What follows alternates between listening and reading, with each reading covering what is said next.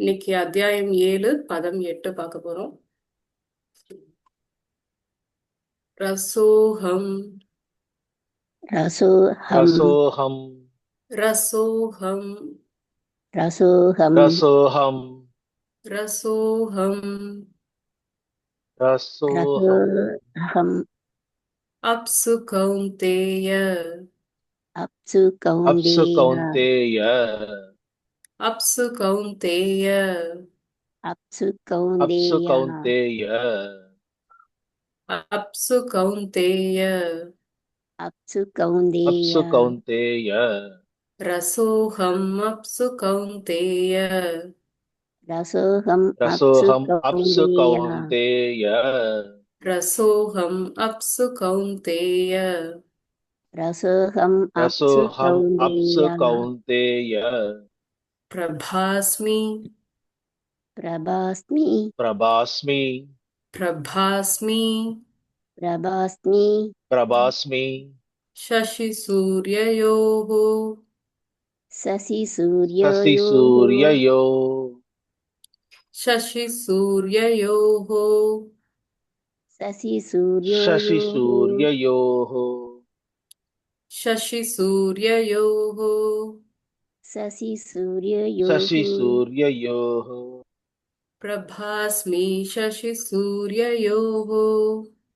प्रभास्मि शशि प्रभास्मि शशि सूर्ययोः सूर्ययोः प्रणवः सर्ववेदेषु प्रणव प्रणव सर्ववेदेषु सर्ववेदेषु प्रणवः सर्ववेदेषु प्रणव प्रणव सर्ववेदेषु सर्ववेदेषु प्रणवः सर्ववेदेषु प्रणव प्रणव सर्ववेदेषु सर्ववेदेषु शब्दखे सप्तके शब्दके शब्दखे सप्तके शब्दके शब्दखे सप्तके शब्दके पौरुषं ऋषु पौरसं पौरुषं ऋषु ऋषु पौरुषं ऋषु पौरसं पौरुषं ऋषु ऋषु पौरुषं ऋषु पौरसं ऋषु पौरुषं ऋषु रसोऽहम् अप्सु कौन्तेय रसोऽहम् अप्सु रसोऽहम् अप्सु कौन्तेय कौन्तेय प्रभास्मि शशि सूर्ययोः प्रभास्मि शशि प्रभास्मि शशि सूर्ययोः सूर्ययोः प्रणवः सर्ववेदेषु प्रणव प्रणव सर्ववेदेषु सर्ववेदेषु शब्दखे पौरुषं ऋषु सप्तके शब्दखे पौरुषं ऋषु पौरुषं ऋषु ஹரிசங்கர் பிரபு படிக்கிறீங்களா? हरे कृष्ण माताजी ஹரே கிருஷ்ணா. हरे कृष्ण भगवद्गीता अध्यायम् 7 पदम् 8 रसोऽहम् अप्सु कौन्तेय प्राप्स्मि शशि सूर्ययोः प्रणव सर्ववेदेषु शब्दखे पौरुषं ऋषु हरे कृष्ण थैंक यू माताजी ஹரே கிருஷ்ணா பிரபு. हरे தேங்க்யூ. कृष्ण माताजी हरे कृष्ण माताजी। हरे कृष्णा माताजी। இன்னைக்கு ஜெகநாத் அஷ்டகம் हरे कृष्ण माता जी हरे कृष्णा இன்னைக்கு ஜெகநாத் அஷ்டகம் 7th ஸ்டான்ஸா பார்க்கலாம். हरे कृष्णा। न वै याचे राज्यं न च कनकमणिक्य विभवम् न याचेऽहं रम्यां सकल जनकाम्यं वरवधूं सदा काले काले प्रमद पतिनागीत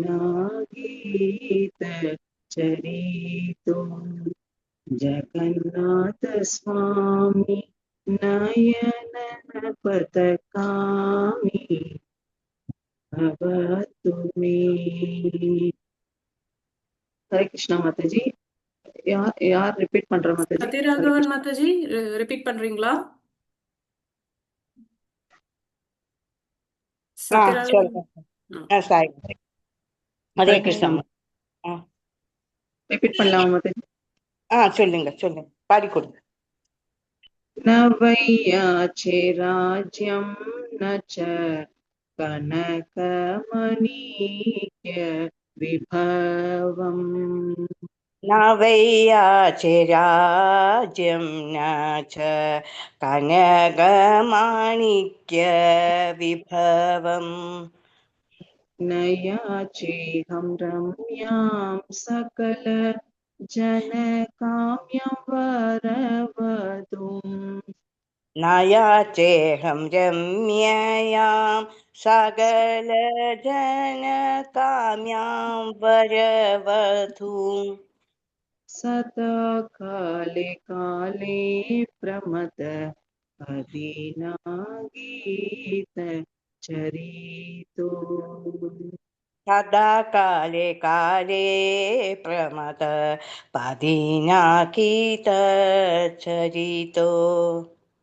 जगन्नाथ स्वामी नयन पतकामी भवतु मे जगन्नाथ स्वामी नयन पदकामी भवतु मे. சரியா வரல, ஏதோ தெரிஞ்ச மாதிரி சொல்லிட்டேன் மாதாஜி. இல்ல மாதாஜி, ஹரே கிருஷ்ணா. ஹரே நல்லா கிருஷ்ணா. பண்ணேன் கிருஷ்ணா. ஹரே ஹரே கிருஷ்ணா. ஹரே கிருஷ்ணா மாதாஜி. கிருஷ்ணா. ஃபுல்லா பாடுறீங்களா மாதாஜி சேர்த்து? பா. न वै याचराज्यं न च कनकमाणिक्यविभवं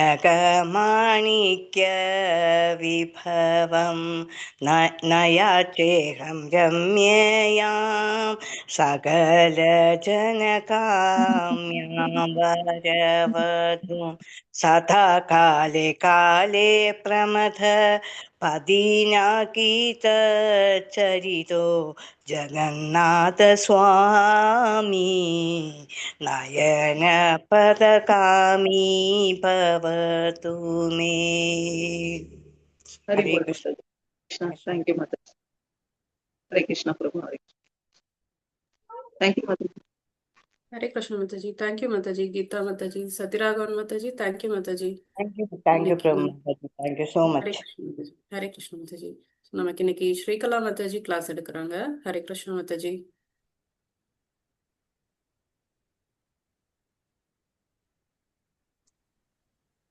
ஹரே கிருஷ்ணா மாதாஜி.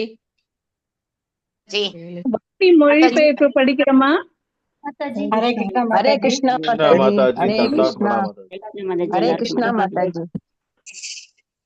மியூட்ல இருக்கீங்க. ஹரே கிருஷ்ணா மாதாஜி. ஒரு நிமிஷம் மியூட்ல இருக்கீங்க மாதாஜி. மாதாஜி ஸ்ட்ரக் ஆயிருக்காங்க. ஒரு நிமிஷம், இன்டர்நெட் அவங்களுக்கு சரியா இல்ல. மாதாஜி. हरे कृष्ण माताजी. हरे ஹரே कृष्ण கிருஷ்ண. तंत्रज्ञान. हरे कृष्णा माता जी, हरे कृष्णा माता जी. हरे ஹரே कृष्ण கிருஷ்ணா மாதாஜி. हरे कृष्ण तंत्रज्ञान. ஹரே கிருஷ்ணா மாதாஜி. हरे कृष्ण. நம்ம முதல்ல மங்களாச்சரணம் சொல்லுவோமா? ஹரே கிருஷ்ணா. ஓம் அஞ்ஞானதிமிராந்தஸ்ய ஞானாஞ்சனசலாக்கயா சக்ஷுருன்மீலிதம் येन तस्मै श्रीगुरवे नमः. नमो ओं विष्णुपदाय कृष्णप्रस्थाय भूतले श्रीमते भक्तिवेदान्त स्वामिनिधि नामिने नमस्ते सरस्वते देवी गौरवाणी प्रचारिणे निर्विशेष शून्यवादि भाषाद्य देशधारिणे. जय श्री कृष्ण चैतन्य प्रभु नित्यानंद श्री अद्वैत गदाधारा श्रीवासादि गौरभक्तवृंदा. हरे कृष्णा कृष्ण कृष्ण हरे हरे, हरे राम राम राम हरे हरे. ஹரே கிருஷ்ணா.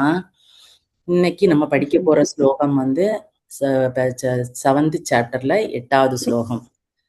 யாராவது இது வாணி மாதாஜி, நீங்க டிரான்ஸ்லேஷன் படிக்கிறீங்களா? படிக்கிறோம் மாதாஜி. சரிங்க நன்றி மாதாஜி. மாதாஜி. ஹரே கிருஷ்ணா. குந்தியின் மகனே, நானே நீரில் சுவையும் சூரிய சந்திரர்களின் ஒளியும் வேத மந்திரங்களின் பிரணவ ஒளியுமாக இருக்கின்றேன். ஆகாயத்தில் சப்தமாகவும் மனிதரின் திறமையாகவும் இருப்பது நானே. நன்றி மாதாஜி. ஹரே கிருஷ்ணா. நமக்கு வந்து இங்க பௌதீகமா பாத்தீங்கன்னா நிறைய பேர் நாத்திகர்கள், சரி மற்ற நிறைய பேர் என்ன கேட்பாங்கன்னா, கடவுள் எங்க இருக்கிறாரு காட்டுங்க, கடவுளை காட்டுங்க, நீங்க கடவுள்னு போறீங்க, பகவானை காட்டுங்க. இதே கொஸ்டின் நிறைய பேர்கிட்ட வருது. அதே போல நம்ம சாப்பிடுறது அது இது எல்லாத்துக்குமே அவங்க நம்மள்ட்ட ஆர்கியூ பண்ணிக்கிட்டே தான் இருக்காங்க. முன்னால பாத்தீங்கன்னா அசுரர்கள் கூட இப்ப பிரகலாதனோட இது பார்க்கும்போது இரண்யகசிபு கூட அதை தான் கேட்கிறாரு. உன்னோட பகவானை காட்டு, எங்க இருக்கிறார், நீ சொல்ற இல்ல எங்கும் இருக்கிறாருன்னு சொல்ற இல்ல, நீ அதை காட்டு. இதைதான் எல்லாருக்குமே ஒரு கொஸ்டின், நிறைய பேருக்கு இந்த கொஸ்டின்ஸ் வந்து இருந்துட்டே இருக்கு. இப்ப காற்று அடிக்குது, அதை நம்ம பார்க்க முடியறது இல்ல. அதோட அந்த இது நம்ம மேல வருடும் போதுதான் ஏதோ காற்று இருக்குன்னு தெரியுது. அந்த உருவம் ஒண்ணுமே நமக்கு தெரிய மாட்டேங்குது. உடனே நம்ம காற்று இல்லைன்னு சொல்லிட முடியுமா? இல்ல, காற்று இருக்கு, அதை நம்ம அக்செப்ட் பண்றோம். இந்த டவுட்டை எல்லாம் தீர்க்கிறதுக்கு பகவானே இங்க பேசுறாரு. என்ன பேசுறாருன்னா, பகவான் ரசோகம் அப்சு கௌந்தேய, அதாவது குந்தியின் மகனை எப்பவுமே பகவான் என்ன சொல்லுவாருன்னா, அவரா சொல்றதை விட அவரோட பக்தர்களை சொல்லி அதை வெளிப்படுத்துறதுல பகவானுக்கு ரொம்ப ரொம்ப விருப்பம். எப்பவுமே அவர் வந்து என்ன நினைப்பாருன்னா, அவரை விட பக்தர்களுக்கு நம்ம என்ன செய்யணும், ரொம்ப இம்பார்ட்டன்ஸ் கொடுக்கணும். அந்த இது வந்து அவருக்கு பகவானுக்கு எப்பவுமே இருக்கும். அப்ப இங்கேயும் அவர் என்ன சொல்றாருன்னா, குந்தியின் மகனை, அதாவது அர்ஜுனனை கூப்பிடுறாரு. கூப்பிட்டு என்ன சொல்றாரு, ரசோகம் அப்சு கௌந்தேய, அதாவது ரசம்னா நமக்கு தெரியும் டேஸ்ட். அந்த டேஸ்ட், அதாவது இங்க வந்து அப்சுன்னு அவர் சொல்றது தண்ணி, தண்ணியோட சுவை நான் தான்.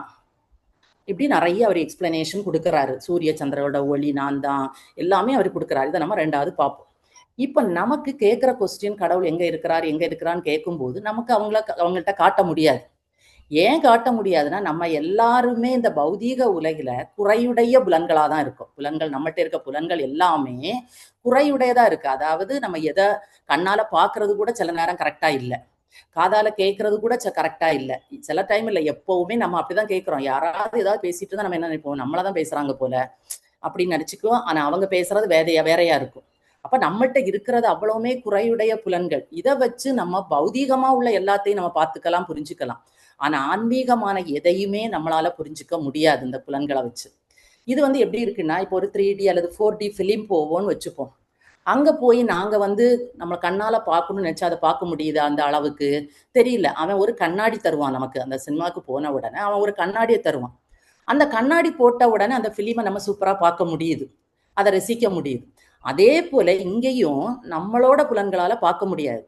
அதுக்கு பிரம்ம சமிதியில பிரம்மா என்ன சொல்றாருன்னா, ஸ்லோகம் வந்து 3.30 ஸ்லோகா 38ல அவர் என்ன சொல்றாருன்னா, பிரேமாஞ்சன சுரித பக்தி விலோச்சனேன அப்படின்னு ஒரு ஸ்லோகம் சொல்றாரு. அதுல அவர் என்ன சொல்றாருன்னா, உங்களோட சாதாரண புலன்களால பகவானை கண்ணால பார்க்க முடியாது. நீங்க வந்து பிரேமை என்கிற பகவான் மேல இருக்கிற பிரேமை என்னும் ஒரு மைய கண்ணுல தீட்டிட்டு பார்த்தா பகவான் உங்களுக்கு காட்சி தருவாரு அப்படின்னு கூறுறாரு. அப்ப இங்க என்னன்னா, இன்னொன்னு, இந்த கலியுகத்துல நம்மளால பகவானை எப்படி பார்க்க முடியும்னா, இந்த விக்கிரகமா தான் பார்க்க முடியுது. அதனால பல இடங்கள்ல அவரை விக்கிரகமா நம்ம பார்த்துக்கிறோம். இன்னொன்னு, பகவானே இங்க என்ன சொல்றாருன்னா, சரி விக்கிரகமா பார்த்து கொஞ்சம் திருப்தி அடைஞ்சுக்கிறோம், பகவானை பற்றி நம்ம அடைகிறோம். ஆனா இன்னும் பகவான் என்ன சொல்றாருன்னா, நீங்க வந்து நீரின் சுவை வந்து நீங்க என்ன எங்கேயுமே தேட வேண்டாம். நீங்க குடிக்கக்கூடிய தண்ணிக்கு டேஸ்ட் வந்து நான் தான். நீங்க குடிக்கக்கூடிய தண்ணிக்கு டேஸ்ட் வந்து நான் தான். இன்னொன்னு, சூரியன் சந்திரன் இவங்க எல்லாம் ஒளி தர்றாங்க. பகல்ல சூரியன் இல்லாட்டி கண்டிப்பா நம்மளால எதுவுமே நடக்காது. அந்த சூரியன் சந்திரனோட இரவுல பார்த்தா சந்திரன் வந்து நமக்கு நல்ல ஒளியை கொடுக்குறாங்க. இவங்க எல்லாம், அந்த ஒளி எல்லாமே நான் தான். அதே போல எந்த ஒரு மந்திரத்தை எடுத்தாலும், எந்த கடவுளை பற்றிய ஒரு மந்திரத்தை எடுத்தாலும் அதுல ஓம்னு ஒரு வார்த்தை வரும். அந்த ஓம் வந்து, அந்த மந்திரங்கள்ல ஓம் வந்து நான் தான். அதே போல மனிதர்கள்ல இருக்கக்கூடிய திறமை, இப்போ ஒவ்வொருத்தட்ட ஒவ்வொரு திறமை இருக்கும். ஒருத்தங்க நல்லா பாடுவாங்க, ஒருத்தங்க நல்லா கதை எழுதுவாங்க, சொல்லுவாங்க, ப்ரீச் பண்ணுவாங்க. இப்படிப்பட்ட ஒலி இது திறமையும் நான் தான். அதே போல ஆகாயத்துல கேட்கக்கூடிய ஒலியும் நான் தான். இது எல்லாமே நான் தான் அப்படின்னு பகவான் சொல்றாரு. இங்க அடுத்து பிரபுபாத் என்ன சொல்றாருன்னா, அவர் ஒரு தடவை யுஎஸ்ல இருக்கும்போது, அப்ப வந்து இப்பவுமே யுஎஸ் வந்து நமக்கு தெரியும் என்ன கல்ச்சர்னு. அந்த அவரோட டைம்ல யுஎஸ் வந்து ரொம்ப மோசமான நிலைமையில, அதாவது அவ்வளவு பேருமே ஹிப்பீஸ்ன்னு சொல்லுவாங்க. அதாவது ஒரு ஒழுக்கம் உள்ளதே அவங்கள்ட்ட இருக்காது. தண்ணி அடிச்சுக்கிட்டு குடிச்சு வேண்டாத இல்லீகல் கனெக்ஷன் அப்படி இப்படின்னு அவங்க சுத்திட்டு இருக்காங்க. அப்ப அங்க போய் பிரபுபாத் இறங்கும்போது பகவானை பத்தி பேசணும். அப்போன்னா அவங்கள்ட்ட நம்ம என்ன சொல்ல முடியாது, பகவான் எல்லா இடமும் இருக்கிறாரு, கிருஷ்ணா அங்க இருக்கிறாரு, இங்க இருக்கிறாரு, டைரக்டா சொல்ல முடியாது. அப்ப ஆச்சாரியார்கள் என்ன சொல்லுவாங்கன்னா, யாருக்கு எந்த விதத்துல சொன்னா புரியுமோ, இப்போ ஒரு டீச்சர் எடுத்தா கூட ஒரு கிளாஸ்ல 40 பேர் இருந்தாங்கன்னா 40 பேருக்கும் அவங்க எடுக்கிறது புரியாது. எல்லாம் 1-2 பேருக்கு ஃபாஸ்டா புரியும், கொஞ்சம் பேர் லேட்டா புரிஞ்சுப்பாங்க, கொஞ்சம் பேருக்கு தனியா அவங்க திரும்ப எக்ஸ்பிளைன் பண்ணுவாங்க. அவங்களுக்கு உள்ள இது என்ன கெப்பாசிட்டி இருக்குமோ அந்த விதத்துல அவங்க ஒரு கீ நோட்ஸா கொடுப்பாங்க. அதே மாதிரி இங்க பிரபுபாத் என்ன சொல்றாருன்னா, நீ குடிக்கக்கூடிய தண்ணியில சுவை வந்து கிருஷ்ணர் தான் டைரக்டா போய் சொன்னா அவங்க கேட்க மாட்டாங்க. உடனே அவங்க என்ன சொல்றாங்க, நீங்க தண்ணி அடிங்க, நிறைய தண்ணி அடிங்க, ஆனா தண்ணி அடிக்கும் போது உங்களுக்கு எவ்வளவு டேஸ்ட் கிடைக்குதோ அந்த டேஸ்ட் வந்து கிருஷ்ணர் தான் அப்படின்னு அவங்கள்ட்ட திரும்ப திரும்ப அவர் ப்ரீச் பண்றாரு. ஆனா நம்ம என்ன நினைப்போம், குடிகாரன் எப்படி கிருஷ்ணாவை புரிஞ்சுப்பான் அப்படின்னு நமக்கு தோணும். அவன் குடிக்கும் போது அவனுக்கு எதுவுமே ஞாபகம் இருக்காது, அவன் கிருஷ்ணாவை எங்க புரிஞ்சுக்க போறான். ஆனா கொஞ்ச நாள் அவனுக்கு அப்படி இப்படி திரும்ப திரும்ப திரும்ப சொல்லும் போது ஒரு நாள் அல்லது ஒரு நாள் அவன் யோசிப்பான், ஓ இதுல கிருஷ்ணர் டேஸ்ட் வந்து கிருஷ்ணர் அப்படின்னு ஒரு எண்ணம் அவனுக்கு வர ஆரம்பிச்ச உடனே கொஞ்சம் கொஞ்சமா ஸ்லோ இதுல அவன் என்ன செய்வான், அதுல இருந்து வெளியே வர்றதுக்கு ட்ரை பண்ணுவான். இதுதான் ஆச்சாரியார்களோட இது. அதே போல ஏன் நீரின் சுவை நான் பகவான் இங்க சொல்றாருன்னா, நமக்கு தாகம் இருக்குதுன்னு வச்சுப்போம், நம்ம அந்த ஜூஸை குடிப்போம், இதை குடிப்போம், எதையாவது குடிச்சு குடிச்சு பாக்குறோம். ஆனா என்ன செய்யல, எதை குடிச்சாலுமே நமக்கு என்ன செய்ய மாட்டேங்குது, தாகம் தீர மாட்டேங்குது. கொஞ்சமாவது தண்ணிய குடிச்சோம்னாதான் நமக்கு தாகம் தீரும். அதனாலதான் பகவான் இங்க சொல்றாங்க, கண்டிப்பா தண்ணி இல்லாம இந்த உலகம் இருக்க முடியாது.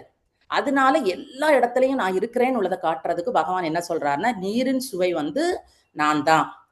அதனால இனிமே அப்ப நமக்கு என்ன பண்ணலாம், இனி தண்ணியை குடிக்கும் போது இதுவரை நம்ம யோசிக்கவே மாட்டோம், தண்ணியை கப்பல எடுத்து நம்ம பாட்டு குடிச்சிட்டு போயிருவோம்.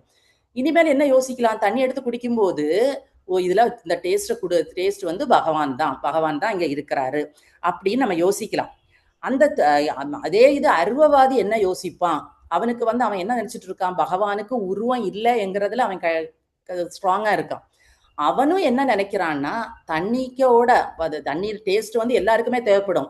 அதாவது கடல் நீரை குடிக்க சொன்னா குடிக்க மாட்டோம், அதுல வந்து நிறைய உப்புகள் இருக்கு, அந்த உப்பை கூட அந்த கடல் நீருக்கு நற்சுவை வந்து அந்த உப்பு தான். ஆனா நமக்கு வந்து டேஸ்டான தண்ணியை தான் நம்ம குடிக்கிறோம். அப்ப அருவவாதி என்ன நினைக்கிறான்னா, இந்த தண்ணியோட சுவை வந்து கடவுள் தான், பகவான் தான், அதோட அவன் நிறுத்திக்கிறான். அதுக்கு மேல போய் இது எப்படி கடவுள் இருக்கிறாருன்னு அவனுக்கு தெரியுது, ஆனா அவர் எந்த ரூபத்துல இருக்கிறாருன்னு உள்ளது அவனுக்கு தெரியல. எல்லா இடமும் இருக்கிறாரு, ஆனா எந்த ரூபம் அவர்கிட்ட இருக்குன்னு அவனுக்கு தெரியல. அதனால அவன் அந்த சுவை வந்து பகவான் நினைச்சுக்கிட்டு அவன் விட்டுட்டு போயிடுறான். ஆனா உருவவாதி பக்தன் என்ன நினைக்கிறான், இந்த சுவையான நீரை தந்தது யாருதான், பகவான் தான். அந்த சுவை வர்றதுக்கு காரணம் பகவானோட சக்தி தான். அப்ப கண்டிப்பா அந்த சக்தியை தரக்கூடியவருக்கு என்ன இருக்கணும், ஒரு உருவம் இருக்கணும், தண்ணியை அது தருவருக்கு ஒரு உருவம் இருக்கணும். அப்ப பகவானுக்கு உருவம் உண்டுன்னு அவன் நினைச்சுக்கிறான். ஆனா இதனால உருவவாதி அருவவாதியும் வேற அப்படி மோதல்கள் ஒண்ணும் அவங்கள்ட்ட கிடையாது. அவன் வந்து என்ன பண்றான்னா, என்ன இருக்கு, பகவான் இருக்கிறாருன்னு உள்ளது அவனுக்கு தெரியுது, ஆனா எந்த ரூபம்னு அவனுக்கு தெரியல. ஆனா நான் பக்தனுக்கு என்ன தெரியுது, சுவை பகவான் தான், அந்த பகவானுக்கு உருவம் இருக்கிறதுனாலதான், அவர்கிட்ட இருந்து வரக்கூடிய சக்தினாலதான் இந்த சுவை நமக்கு கிடைக்குது அப்படின்னு அவன் நினைச்சுக்கிறான். இது ரெண்டு அருவவாதியும் உருவவாதியும் எப்படி இருக்காங்கன்னா, ஒரு காயின்ல 2 சைடு இருக்கும், ஹெட் அண்ட் டைல் இருக்கும். அதே மாதிரிதான் அவங்க 2 பேருமே பண்றாங்க. அப்ப தண்ணியோட தண்ணி எங்கேயும் தேவைப்படுறதுனால பகவான் என்ன சொல்றாரு, நீரோட டேஸ்ட் நான் தான். அப்ப நம்ம இனி குடிக்கும் போது என்ன நினைச்சுக்கலாம், இதுல பகவான் இருக்கிறாரு. அப்ப நமக்கு ஈஸியா பகவானை யோசிக்கிறதுக்கு ஒரு வழி கிடைச்சாச்சு. எப்படி நம்ம டெய்லி ஒரு 2 லிட்டர் தண்ணியாவது குடிக்காம இருக்க மாட்டோம், ஒவ்வொரு கப்பு குடிக்கும் போதும் நம்ம பகவானை நினைக்கிறதுக்கு நமக்கு ஒரு ஈஸியா பக்தி பண்றதுக்கு ஒரு சான்ஸ். அடுத்தது பகவான் என்ன சொல்றாருன்னா, சூரியனும் சந்திரனும் வந்து பகவானோட ஒளி வந்து பகவான் நான் தான் அப்படின்னு சொல்றாரு. இதுக்கு பிரம்மா சமிதையில என்ன சொல்றாங்கன்னா, அந்த இது சூரியனும் சந்திரனும் பகவானோட 2 கண்கள் அப்படின்னு சொல்றாரு. அதாவது அந்த சூரிய ஒளியும் சந்திர ஒளியும் இருந்தாதான் நமக்கு இந்த உலகம் வந்து அதோட முறைப்படி இயங்க ஆரம்பிக்கும். அப்போ அந்த ஒளியை பார்க்கும்போது, இப்ப காலைல எழுமினோன்னா முன்னாலெல்லாம் நிறைய பேர் நமஸ்காரம் பண்ணுவாங்க, சூரிய பகவானுக்கு காலையில நமஸ்காரம் பண்ணுவாங்க. இப்ப அந்த வழக்கம் எல்லாமே கிடையாது நிறைய பேர்கிட்ட. ஏன்னா ஏன் பண்ணியிருக்காங்க அவங்க எல்லாம், பகவான் தான் அது, சூரியன் வந்து பகவானோட ஒரு பிரதிநிதி தான். அப்ப அவரு அந்த சூரியனோட சக்தி, சூரியன் வரக்கூடிய அந்த சூரிய கதிர்கள் வந்து பகவான் கொடுத்த சக்தி, பகவானோட சக்தி. அப்ப கண்டிப்பா அதுல அவங்க யாரை பார்த்தாங்க, பகவானை பாக்குறாங்க. அதனால பகவானை அவங்க நமஸ்காரம் பண்றாங்க. அதே போல ராத்திரி 3 பார்த்த உடனே நமக்கு தோணணும், இதோட ஒளியும் யாருதான், பகவான். அப்ப அங்கேயும் முடிஞ்சு போச்சு. இப்ப ஃபர்ஸ்ட் தண்ணியில பகவான் இருக்கிறது நமக்கு புரிய வந்தது.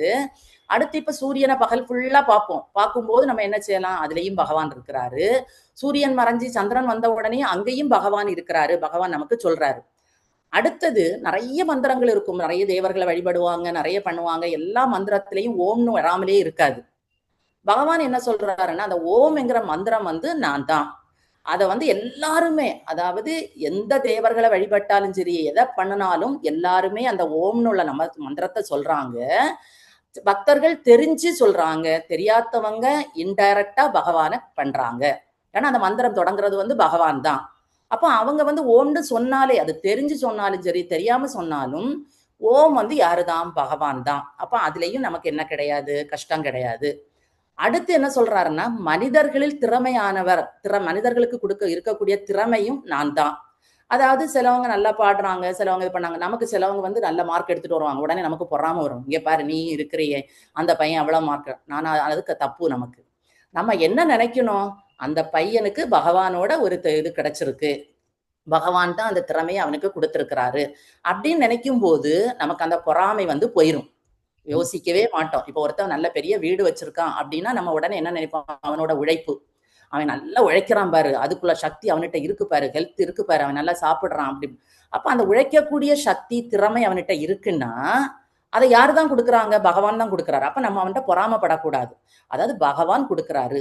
சில டைம் நம்மள்ட்ட ஒரு நல்ல சக்தி, திறமை இருக்கும், ஏதாவது நல்லா படிச்சிருப்போம், அல்லது நல்ல ஜாப்ல இருப்போம், ஏதாவது ஒரு நல்ல இது நம்மள்ட்ட இருக்கும் திறமை. உடனே நமக்கு ஒரு அகங்காரம் வரும், அடுத்தவங்களை பார்த்தோன்னா, பாரு நான் வந்து என்ன செய்யறேன், என்கிட்ட அந்த சக்தி, படிக்கக்கூடிய இது இருக்கு, நல்ல வேலையில இருக்கேன், நான் டாப்பா இருக்கேன் அப்படின்னு நம்ம நினைச்சுக்கிறோம்.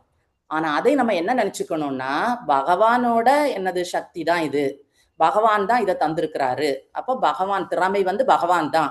அப்ப நமக்கு அந்த அகங்காரம் வரக்கூடாது, நம்ம ஒண்ணுமே கிடையாது, பகவான் தான் என்ன செய்யறாரு, இதை தந்திருக்காரு, அப்ப பகவான் தான் இது. இப்படி எல்லாத்துலயுமே நமக்கு ஈஸியா என்ன செய்யலாம், பகவானே சொல்றாரு, எங்கேயும் வியாபித்து இருக்கக்கூடிய எது அதிகமா இருக்கோ, இப்ப நீர் எடுத்தா எல்லாமே நீர் தான் இருக்கு.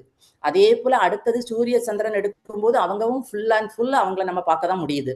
அடுத்தது பார்க்கும்போது அந்த ஓம்ங்கிற மந்திரம் இல்லாத இடமே கிடையாது. அடுத்து திறமைகள், எந்த ஒரு மனுஷனை எடுத்தாலும் அவங்கள்ட்ட ஏதாவது ஒரு திறமை இருக்கும், அந்த திறமைய நம்ம புகழலாம், இது பண்ணலாம். அப்ப இது எல்லாத்தையுமே பார்க்கும்போது இது எல்லாமே பகவான் தான். நம்ம அழகா காட்டி கொடுக்கலாம் எல்லாருக்குமே. அதாவது கடவுள் எங்க இருக்கிறாருன்னு கேட்கறவங்களுக்கு, நீ தண்ணியை குடிச்சு பாரு, அந்த டேஸ்ட் வந்து யாருதான்? பகவான் தான். இப்படி நமக்கு வந்து அவங்களுக்கு எக்ஸ்பிளைன் பண்றதுக்கு ஈஸி. இப்ப காற்றை வந்து பார்க்காமலே எல்லாரும் காற்று இருக்குன்னு சொல்றாங்க. அதே மாதிரி இதையும் நீ ஃபீல் பண்ணு, பகவானை உன்னால உணர முடியும். ஆனா உன்னோட புலன்கள் எப்ப திவ்யமா இருக்குதோ, இந்த பொறாமை, அகங்காரம், காமம் இல்லாம இருக்குதோ, அப்ப நம்மளால வைகுண்ட லோகத்துக்கு போக முடியும், பகவானை பார்க்க முடியும். அப்ப இதுல இருந்து நம்ம என்ன நினைக்கிறோம்னா, கொஞ்சம் கொஞ்சமா இப்ப கிருஷ்ணரை நம்ம என்ன செய்துட்டோம், இது பண்ண ஆரம்பிச்சுட்டோம். அதாவது கிருஷ்ணரை யோசிக்க ஆரம்பிச்சுட்டோம். இதுவரை நம்ம தண்ணி குடிக்கும் போது ஒரு நாளும் யோசிச்சிருக்க மாட்டோம், இது பகவானோட இந்த சுவை வந்து பகவான் தான் நம்ம யோசிக்கல. அதே போல சூரிய கதிர்களை பார்க்கும்போது நம்ம யோசிக்கல, சூரியன்னு சொல்லிட்டு போயிட்டே இருப்போம், இது பகவான் தான் நம்ம யோசிக்கல. இனி நமக்கு ஒவ்வொரு செகண்ட் நம்ம பார்க்கும்போது கண்டிப்பா நம்ம அறியாமலே நமக்கு என்ன வரும், பகவான் ஒரு எண்ணம் வரும். அப்ப கண்டிப்பா நமக்கு கிருஷ்ண உணர்வு ஆரம்பிச்சுட்டு நம்ம வந்து ஆன்மீக வளர்ச்சி அடைய ஆரம்பிச்சிட்டோம் அப்படின்னு உள்ளது நமக்கு என்ன செய்திரும், வந்துரும். அப்ப இததான் பகவான் இங்க என்ன சொல்றாருன்னா, இது எல்லாமே நான் தான் அர்ஜுனன் சொல்றாரு. அப்ப இதுல இருந்து நம்ம என்ன தெரிஞ்சுக்கணும்னா, பகவான் எங்க இடத்துலயும் இருக்கிறாரு. இப்ப ஹிரண்யகசிபு கேட்ட உடனே தூணை உடைச்சிட்டு வர்றாரு. அப்ப இது எல்லாமே நடக்கும்போது இந்த நம்ம என்ன பாடம் படிச்சுக்கணும்னா, யாரு கேட்டாலும் தண்ணீர் குடிக்கும் போது நீ கிருஷ்ணரை நினைவை, அப்ப பக்தி ஈஸியா வளருது. இன்னொன்னு, சூரிய சந்திரனை பார்க்கும்போது நீ அந்த பகவானை நினைவுபடுத்திக்கோ. திறமைசாலிகளை பார்க்கும் போதும் அல்லது நமக்கு திறமை இருந்தாலும் அவன் அடுத்தவங்களை பார்த்து நீ பொறாமையும் படாத, உனக்கிட்ட இருக்கக்கூடிய திறமையை வச்சு நீ அகங்காரமும் கொள்ளாத. ஏன்னா அது நம்மளால கிடையாது, எல்லாமே பகவானோட இதுதான். அதே போல எல்லா வேதங்கள் எதை படிச்சாலும் அது என்ன சொல்லுதுன்னா, பகவானை அடைகிறது தான் உங்களோட இறுதி இலக்கு. இதுதான். இதெல்லாம் நினைக்கும் போது இந்த நினைப்புகள் வந்து நமக்கு சாதாரண செயல்கள் தான், நம்மளாட்டு யோசிச்சு எதுவுமே செய்யல, பகவான் யோசிச்சு தண்ணி குடிக்கும்போது நம்ம யோசிச்சோம்னா இது எல்லாமே கிருஷ்ண பக்தியை ஈஸியா அடைகிறதுக்கு ஒரு ஈஸியான வழி. இத கூட பாகவதத்துல 1.3.28லயும் என்ன சொல்றாருன்னா, எல்லா அவதாரங்களும் உயிர்வாழிகளும் பகவானோட பரமபுருஷரோட அம்சங்கள் தான், அவர் தான் பரிபூரண பரம பகவான்னு சொல்றாங்க. அதாவது பாகவதம் 1st candoல இருக்கு, 3rd chapterல 28ல இருக்க ஸ்லோகத்துல என்ன சொல்றாங்கன்னா, அது பகவான் எல்லா இடத்துலயும் பகவான் இருக்கிறாரு. அதை நீ ஃபீல் பண்ணாதது, அதை உணராதது நம்மளோட தப்பு தான். நம்ம செய்யக்கூடிய பக்தினால நம்ம என்ன செய்யணும், அந்த பக்தினால அவரை அடைய நம்ம முயற்சிக்கணும். சும்மா இருந்துகிட்டு எனக்கு அவரை பார்க்கணும் இல்ல காட்டுன்னு சொன்னா ஒன்றும் காட்ட முடியாது. ஏன்னா ஒரு 3D அல்லது 4D ஃபிலிமே போயே நம்மளால பார்க்க முடியல இந்த கண்ணால. அதுக்கு ஒரு கண்ணாடி தேவைப்படுது. அதெல்லாம் விட மொத்தத்துல முழுமுதற் கடவுள், அதாவது எல்லாருக்கும் தந்தை, அவரை பார்க்கணும்னா நமக்கு எப்படிப்பட்ட கண்கள் வேணும், எப்படிப்பட்ட புலன்கள் வேணும். அப்ப இது அதற்கு பகவான் ஈஸியான ஒரு வழி என்ன கொடுக்குறான்னா, இதையெல்லாம் நீ செய்யும் போது ஒவ்வொரு செகண்டும் நீ 24 ஹவர்ஸும் நீ என்ன செய்யலாம், பகவானை யோசிக்கலாம் அப்படின்னு சொல்றாங்க. Hare Krishna. Hare Krishna. Very nice ma'am. Hare Krishna.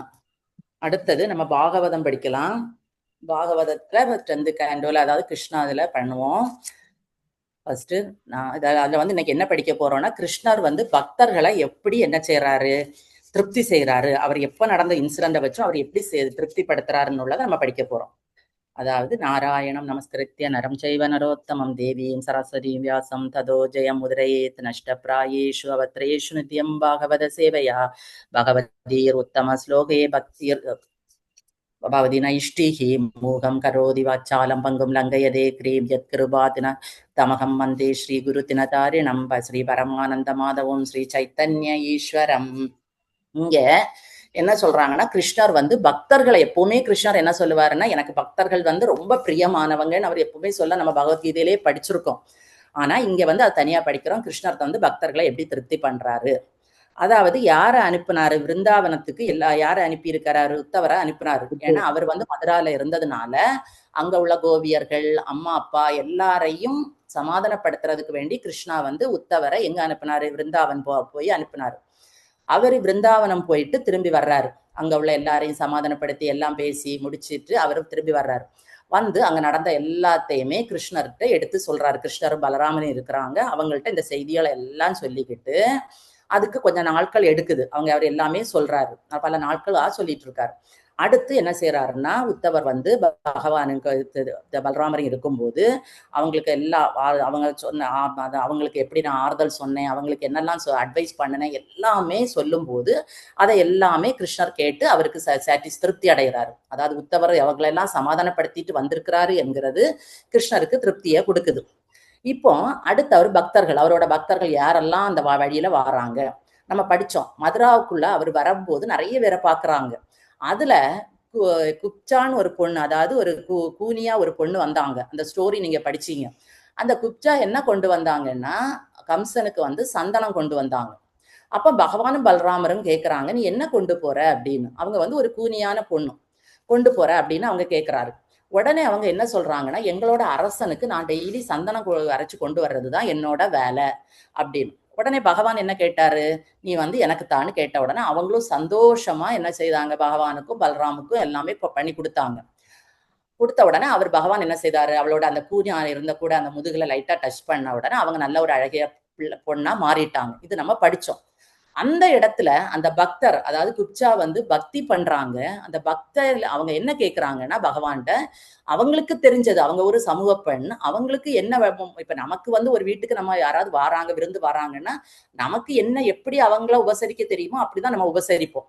அதுக்குன்னு நம்ம தனியா போய் படிச்சுக்கிட்டு அப்படியெல்லாம் வரமாட்டோம். நமக்கு தெரிஞ்ச முறையில நம்ம அவங்கள கஷ்டப்படுத்தாம நம்ம அவங்கள உபசரிக்கணும்னு நினைச்சு உபசரிப்போம். சிலவங்க ஹைஃபையா உபசரிப்பாங்க, சிலவங்க அவங்கள்ட்ட இருக்கக்கூடிய ஐட்டங்களை கொடுத்து உபசரிப்பாங்க. இப்படிதான் பண்ண முடியும். அதே போல குப்ஜாவும் என்ன செய்யறாங்கன்னா, கிருஷ்ணரை எப்படியாவது, அவர் நமக்கு ஒரு அழகிய தோற்றத்தை கொடுத்ததுனால நம்ம எப்படியாவது கிருஷ்ணரை திருப்திப்படுத்தணும், நம்மளோட வழியில அவங்களுக்கு தெரிஞ்ச வழியில அவங்கள திருப்திப்படுத்தணும். அதனால பகவான் கிருஷ்ணாட்ட நீங்க வந்து என்னோட வீட்டுக்கு கண்டிப்பா வரணும்னு சொல்லி வச்சிருந்தாங்க. பகவான் அப்ப சரின்னு சொல்லிட்டாரு. இப்ப பகவான் அங்க எல்லா லீலைகளையும் முடிச்சுட்டு கிளம்பும் போது அவருக்கு எல்லா பக்தர்களையும் திருப்திப்படுத்தணும். அதனால அவர் என்ன செய்யறாருன்னா, அந்த ஆசை அவருக்கு வருது. உடனே அவர் குப்ஜாவோட வீட்டுக்கு வர்றாரு.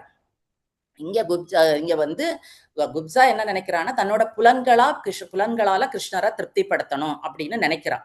ஆனா அவ வந்து இப்ப அவன் வந்து என்ன செய்தாச்சு, பகவான் வந்து இப்ப பகவானுக்கு அவங்க தேவையில்லை. ஏன்னா பகவானுக்கு பல்லாயிரக்கணக்கான லட்சுமிகள் வந்து சேவை பண்ண இருக்கிறாங்க. அதனால அவர் கண்டிப்பா அந்த சமூக பெண்ணை அவர் வந்து தேடி போக வேண்டிய அவசியம் அவருக்கு இல்லை. ஆனாலும் அவர் வந்து என்ன நினைக்கிறாருன்னா, இப்ப சந்திரன் சூரியன் உதிக்குதுன்னா அவர் அதுக வந்து நல்ல இடங்களை பார்த்து உதிக்கிறது இல்லை, எல்லா இடத்துலயும் அது அந்த வெளிச்சத்தை கொடுக்கதான் போகுது. அதே போல பகவான் வந்து இங்க என்ன செய்றான்னா, குப்ஜாக்க வீட்டுக்கு வந்தாச்சு. வந்த உடனே குப்ஜா என்ன செய்யறாங்கன்னா நல்ல மேக்கப் எல்லாம் போட்டு அவங்க சீட்ல இருந்து எழும்பி அவரை நல்ல மேக்கப் எல்லாம் போட்டு அப்படியே அக்செப்ட் பண்ணி அவரை வரவேற்கிறாங்க. அவருக்கு என்ன பண்ணணுமோ அந்த சேவையெல்லாம் செய்து அவரை வந்து என்ன செய்யறாங்க, சந்தோஷப்படுத்த நினைக்கிறாங்க. அப்ப அடுத்து அவங்களுக்கு என்ன தெரியும், பகவானுக்கு தெரியாது. பகவானுக்கு தெரியும் எப்படி இவளை நம்ம கண்ட்ரோல் பண்ணணும்னு. ஆனா குப்ஜாக்கு என்ன தெரியாது, பகவானுக்கு சேவை பண்ணணும் உள்ளது அப்ப அவங்க ஃபீல் பண்ணல. அவங்க எப்படி பண்றாங்கன்னா நம்மளோட புலன்களால பகவான புலன்செய்ய திருப்திப்படுத்தணும், அவங்களுக்கு அந்த அளவுக்கு இருக்கு. உடனே குப்ஜா என்ன செய்யறாங்கன்னா பகவானை அவங்களோட பெட்ரூமுக்கு கூட்டிட்டு போறாங்க. கூட்டிட்டு போய் இவங்க ஃபுல் மேக்கப் எல்லாம் போட்டுக்கிட்டு இவங்க இருக்கிறாங்க. பகவான் உடனே என்ன செய்யறாருன்னா அவங்களோட அந்த பெட்ல போய் உட்கார்றாரு. உட்கார்ந்த உடனே அவங்க வந்து குப்தா வந்து என்ன வர்றாங்க, இது பண்றாங்க. குப்தா வந்து ஒரு மாதிரி தயங்கி நிக்கிறத பார்த்தோன்னா பகவானுக்கு புரியாம, பகவானுக்கு எல்லாமே தெரியும், நம்மளோட ஒவ்வொரு முடி அசைவு கூட பகவானுக்கு தெரியும். உடனே அவர் என்ன செய்றாரு, பகவான் வந்து அவங்கள கையை பிடிச்சி இழுத்து பக்கத்துல உட்கார வைக்கிறாரு. உட்கார வச்சுட்டு இப்ப குப்ஜா வந்து என்ன செய்யறான்னா கிருஷ்ணரோட அந்த பக்கத்துல போய் உட்கார்ந்துச்சு. உட்கார்ந்த உடனே அவங்களுக்கு என்ன தோணுதுன்னா நம்ம வந்து பகவானை என்ன செய்யலாம், அனுபவிக்கலாம்னு உள்ள எண்ணம் அவருக்கு வருது.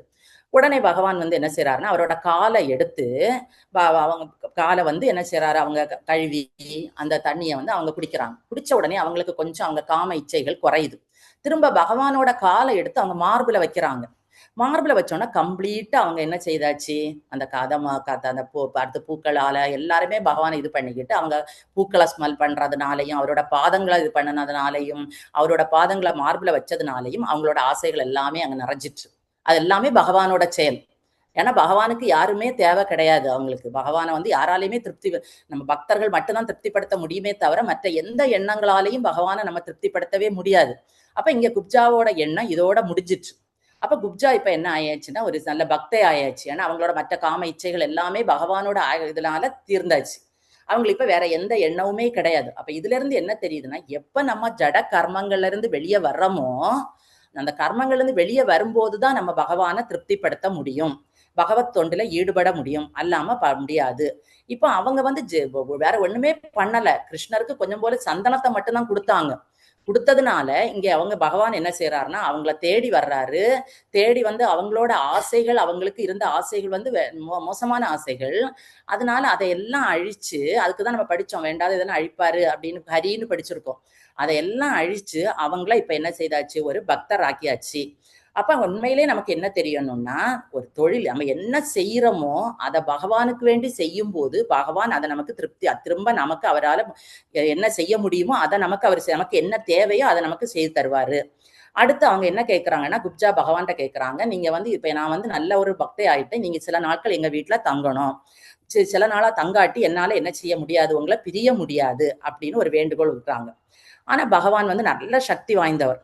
அதனால பகவான் உடனே என்ன செய்யறாருன்னா இங்க இருந்து அவரு என்ன அந்த குப்தாவை நல்ல வார்த்தைகள் சொல்லி, நல்ல இனிமையான வார்த்தைகளை சொல்லி குப்ஜாவை விட்டுட்டு அவர் அடுத்து எங்க போறாருன்னா உத்தவரோட அக்ரூரர் வீட்டுக்கு போறாரு. இப்ப யாரெல்லாம் வர்றாங்க, கிருஷ்ணர் வர்றாரு, பலராமர் வர்றாரு, உத்தவர் வர்றாரு. இப்ப அடுத்து அக்ரூரர் வந்து அவரோட ஒரு சித்தப்பா முறை வரும்.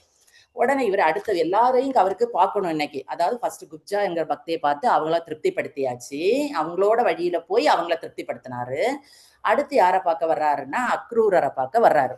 அக்ரூரரை பார்க்க வரும்போது, அதாவது பாகவதம் எப்பவுமே என்ன சொல்லுதுன்னா, பகவான் வந்து ஒரு உன்னதமானவர், முழுமுதற் கடவுள், விஷ்ணு தத்துவங்களே முக்கியமானவர் கிருஷ்ணர். அதனால சாதாரணமா எல்லாம் அவரை வழிபட முடியாது. அவரை வழிபடுறதோ தொடர்பு கொள்வதோ ஈஸியான வழி இல்லை. இந்த குப்ஜா செய்தது போல அவரை வந்து நம்ம தப்பான முறையில அணுகி அவரை திருப்திப்படுத்தலாம் என்கிற நினைப்பு வந்து, அவரும் ஒரு மனுஷன் தான், பகவானும் ஒரு மனிதர் தான். அதனால அவரை இப்படி நம்ம புலனின்பம் வந்து ஜட நிலையில இருக்கு, அப்ப இந்த புலனின்பங்களால நம்ம அவரை திருப்திப்படுத்திடலாம் அப்படின்னு குப்ஜா நினைச்சாங்க. ஆனா அப்படி நினைக்கிறது பெரிய பெரிய தப்பு அப்படின்னு அப்படி நினைக்கிறவங்கள சகஜியாக்கள்னு சொல்றாங்க. அப்படி யாருமே பகவானை நினைக்க கூடாது. அவர் ஒரு சாதாரண மனுஷன், நம்மளோட புலன் இன்பங்களால பகவானை திருப்திப்படுத்தலாம் அப்படின்னு நம்ம நினைக்கவே கூடாது. அப்படி நினைக்கிறவங்கள தப்பானவங்க, அதாவது அவங்க வந்து அறிவில் குறைந்தவர்கள்னு இங்க என்ன செய்யறாங்க, எச்சரிக்கிறாங்க. அவங்க அந்த மனப்பான்மை, அப்படி ஒரு மனப்பான்மை இருந்ததுன்னா அதை என்ன செய்யணும், கண்டிப்பா திருத்திக்கணும். பகவானை வந்து எந்த புலனிச்சைகளாலையும் அவரை திருப்திப்படுத்த முடியாது. நம்ம பௌதீகமா தான் புலனிச்சைகள் நம்மளை திருப்திப்படுத்துமே தவிர அவருக்கு எதுவுமே தேவையில்லை. அடுத்து பகவான் இதையெல்லாம் முடிச்சுட்டு எங்க வர்றாருன்னா அக்ரூரரோட வீட்டுக்கு வர்றாரு. அவரு அக்ரூரருக்கு கொடுத்த வாக்கையும் அவர் நிறைவேற்ற விரும்புறாரு. இப்போ அவர் வந்து அக்ரூரர் வந்து அவரோட சித்தப்பா. உடனே அவர் வந்து எப்போ அக்ரூரரான சித்தப்பாவா இருந்தாலும் பகவானுக்கிட்ட அவர் எப்படிதான் இருக்கிறாருன்னா ஒரு சேவகரா தான் அவர் ரிலேஷன்ஷிப் வச்சிருக்கிறாரு. சித்தப்பான்னு உள்ள அதிகாரத்தை காட்டாம ஒரு சேவகனா தான் இருக்காரு. அப்ப இப்ப என்ன கிருஷ்ணர் என்ன நினைக்கிறாருன்னா அக்ரூரத்திலிருந்து இன்னும் மேலும் கொஞ்சம் என்ன செய்யணும், சேவையை நம்ம பெறணும் அப்படின்னு கிருஷ்ணாவுக்கு ஒரு ஆசை வருது. உடனே அவர் திரும்ப அங்க போகும்போது அக்ரூரர் என்ன செய்யறாருன்னா உத்தவரையும் பலராமருக்கு உத்தவரை முதல்ல கெட்டி பிடிச்சு என்ன செய்யறாரு, தழுவுறாரு. பகவான் கிருஷ்ணாவையும் பலராமரையும் அவர் என்ன செய்யறாரு, காலில் விழுந்து நமஸ்காரம் பண்றாரு. ஆனா அவங்க வந்து முழுமர் கடவுள்னு அவருக்கு தெரியும், அதனால நமஸ்காரம் பண்றாரு. உடனே கிருஷ்ணரும் பலராமரும் என்ன செய்யறாருன்னா பதிலுக்கு உத்தவருக்கு மரியாதை கொடுக்கிறாரு. ஏன்னா கிருஷ்ணர் வந்து இங்க நமக்கு காட்டி தர்றாரு யாருக்கும் மரியாதை கொடுக்கறாரு. அக்ரூரர் உடனே அவங்களுக்கு எல்லாம் சீட்டு போட்டு அங்க உட்கார வைக்கிறாங்க. எல்லாரும் வசதியா உட்கார்ந்த உடனே பகவானோட பாதங்களை கழுவி அந்த தண்ணியை வந்து அக்ரூரர் அதாவது சித்தப்பா அவர் வந்து தனக்கு தலைக்கு மேல தெளிச்சுக்கிறாரு. தெளிக்கும் போது இந்த செயல்கள் எல்லாமே எல்லாருக்குமே சந்தோஷத்தை கொடுக்குது. பிறகு அவர் அக்ரூரர் வந்து கிருஷ்ணாவை என்ன செய்யறாரு, நமஸ்காரம் பண்ணி கிருஷ்ணரோட காலை எடுத்து தனக்கு மடியில வச்சு அதை மெதுவா தடவி கொடுக்குறாரு. தடவி கொடுத்தோன்னு அவருக்கு ரொம்ப சந்தோஷம். கிருஷ்ணாவையும் பலராமரையும் பார்த்த ஹாப்பி. சில வேளை நமக்கு யாரையாவது கொஞ்சம் வருஷம் கழிஞ்சு ரொம்ப நமக்கு தேவையாகுது, ரொம்ப இதானவங்கள பார்க்கும்போது நம்ம கண்கள் இருந்து தெரியாமலே கண்ணீர் வந்துடும். அதே மாதிரி இங்க அக்ரூரருக்கும் என்ன செய்யுது, பலராமரையும் கிருஷ்ணரையும் பார்த்த உடனே ரொம்ப ரொம்ப ஹாப்பி ஆகி அவர் அடுத்து குளோரிஃபை பண்ண ஆரம்பிக்கிறாரு. பகவானை பற்றி எல்லா குளோரிஃபிகேஷன், அதாவது நீ வந்து எங்களுக்கு கருணை, எங்கள் மேல கருணை வச்சு கம்சனையும் அவங்க தோழர்கள் எல்லாரையும் நீ கொன்னு எது வம்சத்தை சூழ்ந்திருந்த பெரிய அபாயத்தை என்ன செய்த, நீக்குன. நீ இந்த பெரிய ஒரு வம்சத்தை நீ காப்பாற்றி இருக்கிற பலராமர், நீ எல்லாமே தான். இப்ப இது எல்லா காரணங்களுக்கும் மூல காரணம் நீங்க தான் அப்படின்னு அக்ரூரர் என்ன சொல்றாரு. அதாவது அவருக்கு வந்து ரொம்ப சந்தோஷம், கம்சனையும் அவரோட உறவினர்களையும் கொன்னதுனால ரொம்ப சந்தோஷம். ஏன்னா அந்த எது வம்சம் காப்பாற்றப்பட்டிருக்கு. இன்னொன்னு, எந்த வேதங்களை படிச்சாலும் அவர் நிறைய வேர்ட்ஸ் யூஸ் பண்றாரு. எந்த வேதங்களை படிச்சாலும் அதுல வரக்கூடிய பிரம்மம், உன்னத பிரம்மம் நீர் தான். உனக்கிட்ட நிறைய சக்திகள் இருக்கிற நாங்க காண்கிறோம். இந்த பிரபஞ்சங்களை எல்லா பிரபஞ்சங்களையும் நீதான் தோற்றுவிச்சு அதுக்குள்ளாலையும் நீதான் இருக்கிற. அதே போல பரமாத்மா உன்னிலிருந்து வரக்கூடிய நாங்க எல்லாருமே தனிப்பட்ட ஆத்மாக்கள் எல்லாருமே உன்னோட உன்னத அம்சங்கள் தான். நம்ம எல்லா உயிர்வாழிகளும் part and parcel of Krishna தான். அதனால நாங்க எல்லாருமே உன்னை வந்து என்ன செய்யறோம், அந்த பிரபஞ்ச தோற்றம் முழுவதையும் நீ என்ன செய்யற, படைச்சிருக்க. ஆனா முக்குணங்களால படைச்சிருக்க. அதாவது ரஜகுணம், சத்வகுணம், தமோ குணம்னு முக்குணங்களால நீ படைச்சிருக்க. அந்த அந்த முக்குணங்கள் வந்து எங்களை ஜட உடல்களை வந்து என்ன செய்யுது, ஜட உடல்கள் வந்து அதனால பாதிக்கப்படுது. ஆனா நீ அதனால பாதிப்படையல. உயிர்வாழி மட்டும்தான் என்ன செய்யறான், பாதிக்கப்படுறான். நீ அதுல இருந்து பிரிஞ்சுதான் இருக்க. அப்ப பிரிஞ்சு இருக்கிறதுனால இங்க கிருஷ்ணர் வந்து அந்த முக்குணங்களால பாதிக்கப்படாதவர்ங்கிறத காட்டுறதுக்கு வேண்டி அவர் அச்சுதான்னு கூப்பிடுறாரு. அடுத்து கிருஷ்ணர் வந்து எந்த ஆத்ம ஞானம் பெற்றுள்ள கிருஷ்ணரை வந்து ஜட செயல்கள் வந்து எதுவுமே செய்ய முடியாது. அதாவது கிருஷ்ணரை வந்து எந்த ஜட செயல்களும் எதுவும் பண்ண முடியாது. ஆனா தனிப்பட்ட உயிர்கள் வந்து கிருஷ்ணாவோட அம்சம்தான். ஆனா இருந்தாலும் அவங்க வந்து அந்த முக்குணங்களால பாதிப்படைகிறாங்க அப்படின்னு அக்ரூரர் சொல்றாரு. அக்ரூரர் அடுத்து என்ன சொல்றாருன்னா, அறிவில் குறைந்த மனிதர்கள் வந்து உன்னை ஒரு மனுஷனா நினைக்கிறாங்க. ஆனா நீ அப்படி கிடையாது. உனக்கும் உனதோட உடலுக்கும் எந்த வேறுபாடுமே கிடையாது. உனத உடலுக்கும் எந்த வேறுபாடும் இல்லை. நீ வந்து பந்தப்பட்டிருக்கிறது கிடையாது இங்க. அதே போல முக்தி எதுவுமே உனக்கு தேவையில்லை. நீ எப்பவுமே முக்தி நிலையில தான் இருக்கிற. உண்மை சாதாரணமா நினைக்கிறவங்க எல்லாருமே அறிவியலிகள். அதனால நம்ம என்ன செய்யணும்னா, நீ எப்பவுமே சுத்த சத்துவ நிலையில தான் என்ன செய்யற நிலை இருக்கிற. இப்படி எல்லாம் நிறைய வேர்ட்ஸை போல்றாரு. அடுத்து சொல்றாரு, நீ இவ்வளவு எல்லாமே இருக்கிற, ஆனாலும் நீ எனக்கு இல்லம் தேடி வீடு தேடி வந்திருக்க. இதனால எனக்கு வீடு வந்து இப்ப என்ன செய்துட்டு புனிதமாயிட்டு ரொம்ப தூயதாயிட்டு. நீ வந்து அதனால நான் வந்து இந்த உலகிலேயே மிக சிறந்த பாக்கியசாலி, அதாவது பயங்கர கோடீஸ்வரன் நீ வந்ததுனால. அதாவது நமக்கு என்ன தெரியும்னா, பௌதீகமா என்ன வச்சிருந்தாலும் நம்ம கோடீஸ்வரன் சொல்ல முடியாது. ஏன்னா அடுத்த செகண்ட் எல்லாமே அழிஞ்சு போயிடும். ஆன்மீகமா நம்ம பகவானை எவ்வளவு சேவை பண்றோமோ அவன் தான் பயங்கர கோடீஸ்வரன். அதே போல இங்க அக்ரூரர்னு சொல்றாரு. அதாவது எல்லாரும் தேவர்கள், அசுரர்கள், பித்ருக்கள் எல்லாருமே, எல்லா உயிர்வாழிகளும் வணங்கக்கூடிய முழுமுதற் கடவுள் வந்து நீர் தான். எல்லாருக்க ஹாட்டிலையும் பரமாத்மாவா இருக்கிறது நீர் தான். அதனால உமது அந்த நீர் வந்து உனக்கு கால கழுவின நீர் வந்து உலகங்களையும் என்ன செய்யுது, புனிதப்படுத்துது. உமது பாத கமலங்களை வந்து நான் என்ன செய்யறேன், உன்னை சரணடைகிறேன். உன்னை சரணடையாதவர்கள் வந்து இந்த உலகில யாராவது இருக்க முடியுமா? அப்படி சரணடையாதவங்க இருந்தா அவங்களோட லைஃப் வந்து வேஸ்ட் தான் அப்படின்னு அப்படி எல்லாமே அக்ரூர் என்னெல்லாம் வார்த்தைகள் பகவானை பற்றி அவருக்கு இது பண்ண முடியுமோ அவ்வளவு குளோரிஃபை பண்றாரு. அதாவது யாருமே உன்னோட பக்தனா இருக்க மாட்டான், எல்லாருமே உன்னோட பக்தனாக தான் இருப்பான். இன்னொன்னு பகவத்கீதையிலே நீ என்ன சொல்றாருன்னா சுக்ருதம் சர்வபூதானம், அதாவது நீ வந்து உன்னோட பக்தர்களோட விருப்பத்தை நீ முற்றிலும் என்ன செய்வ, திருப்திப்படுத்துவ. அப்படிப்பட்ட ஒரு முழுமுதற் கடவுள் நீ. நீ எங்க எல்லாருக்குமே உண்மையான சுக்ருதனா உண்மையான ஒரு நண்பர், ஃப்ரெண்டு. நாங்க வந்து பக்தர்களுக்கு நீ வந்து உன்னை அர்ப்பணிச்சிருந்தாலும் உங்களோட மூல சக்தி என்னைக்கும் குறையாது. அதாவது ஒரு விளக்கு வச்சிருக்கோம், அதுல இருந்து எத்தனை விளக்குகளை கொளுத்தினாலும் அந்த மெயின் விளக்கு அப்படியே தான் இருக்கும். அதே மாதிரி உன்னில இருந்து எத்தனை பேர் நாங்க உயிர்வாழிகள் தோன்றினாலும் எல்லாருக்கும் நீ வந்து எந்த குறைவும் இல்லாம நீ அப்படியே இருப்ப. உன்னோட சக்தியோ எதுவுமே குறையறது இல்லை. அதாவது உன்னோட நடவடிக்கைகளை புரிஞ்சுக்கிறது கஷ்டம், தேவர்களுக்கும் கூட கஷ்டம், அவர்களால கூட உன்னை வந்து அணுக முடியாது. அதாவது உமதோட கருணை காரணம் இல்ல, கடந்த கருணை இருந்தா மட்டும்தான் உன்னை புரிஞ்சுக்க முடியும். அந்த கருணையனால உன்னோட கருணையாலதான் நீ என்னோட இல்லத்துக்கு வந்திருக்க. அந்த இதனால என்னோட இந்த ஜட விருப்பன் இந்த பிரயாணத்துல, இந்த பௌதிக பிரயாணத்துல இந்த இது வந்து ஒரு நல்ல ஒரு மங்களகரமான தருணம். நீ வந்திருக்கிறது வந்து ஒரு மங்களகரமான தருணம். வீடு, மனைவி, குழந்தைகள் எல்லாம் இருந்தாலும் உமது கருணை தான் ரொம்ப பெருசு. அவங்கள விடவும் உணவு கருணையால தான் நான் இப்ப உணர்கிறேன். இதெல்லாமே நடக்குது. அதாவது நமக்கு கிடைச்சிருக்க ஃபேமிலி, ஒய்ஃபு, ஹஸ்பண்டு, பிள்ளைகள், வீடு, காரு எல்லாமே பகவான் உன்னோட கருணையால தான் எனக்கு கிடைச்சிருக்கு. இந்த இதுல இருந்து என்ன செய்யணும், இந்த பொய்யான இந்த முடிச்சில இருந்து என்ன நீ விடுவிக்கணும் அப்படின்னு அக்ரூர் எல்லாமே அவரை பற்றி புகழ்ந்துட்டு கேட்கிறாரு. இது எல்லாமே உன்னோட கருணை தான். நீ என்னோட வீட்டுக்கு வந்ததும் உன்னோட கருணை, என்ன சொல்ல முடியாத ஒரு கருணை. அதே போல எனக்கு தந்திருக்கக்கூடிய அந்த சுற்று ஃபேமிலிகள், அது இது எல்லாமே உன்னோட அளவிட முடியாத கருணை. எனக்கு இதெல்லாம் தேவையில்லை. என்ன இந்த முடிச்சுகள்ல இருந்து நீ காப்பாத்தி உன்னோட என்ன செய் பக்தனா என்ன மாத்தி உன்னோட வைகுண்டத்துக்கு என்ன செய்யணும், இது பண்ணணும் அப்படின்னு அவர் கேட்கிறாரு. இப்ப இந்த அக்ரூரோட பிரார்த்தனைகளை எல்லாம் பகவான் கேட்டுக்கிட்டே இருக்கிறாரு. கேட்டுட்டு அடுத்து அவருக்கு அக்ரூரரை என்ன செய்யணும், சந்தோஷப்படுத்தணும். உடனே அவர் என்ன சொல்றாருன்னா, அதாவது உங்களோட பணிவை நான் மெச்சுறேன், சந்தோஷப்படுறேன். என்னைக்குமே நான் வந்து எப்பவுமே நான் வந்து என்னை விட சிறந்தவராதான் நான் உங்களை வச்சிருக்கேன். ஏன்னா நீங்க வந்து என்னோட சித்தப்பா, அதாவது தந்தை, ஆசான், எனது நலன்ல வந்து மிகுந்த அக்கறை உள்ள ஒரு நண்பன், எல்லாருமே எல்லாமா நீங்க தான் இருக்கிறீங்க.